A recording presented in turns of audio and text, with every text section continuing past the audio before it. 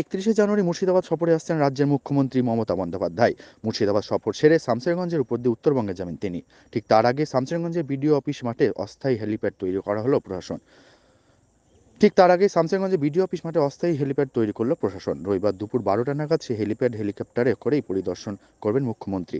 এই সময় শামসেরগঞ্জের BDO office মাঠে উপস্থিত ছিলেন জঙ্গিপুর জেলা পুলিশের ঊর্ধ্বতন কর্মকর্তারা। মুখ্যমন্ত্রী মমতা বন্দ্যোপাধ্যায়ের সফরের সময় মূলত জরুরি অবতরণের জন্য শামসেরগঞ্জের বিডিও অফিস মাঠে এই অস্থায়ী হেলিপ্যাড নির্মাণ করা হয়েছে বলে প্রশাসন সূত্রে খবর।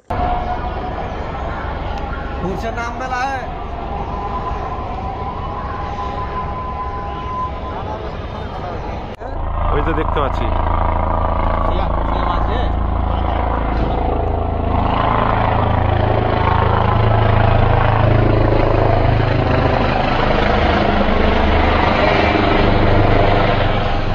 উত্তরবঙ্গ থেকে গেল নাকি? আমি লাইট চালু করতে হবে। হ্যাঁ, লাইট চালু করতে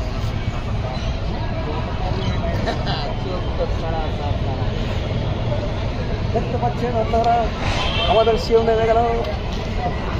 সিএম নেই,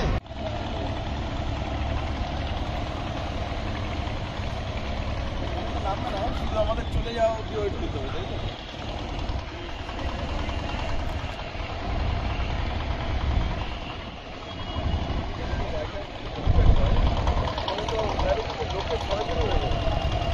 জানতে নেই যে আপনারা জানলে তার বেশি ভুল হয়ে যাবে।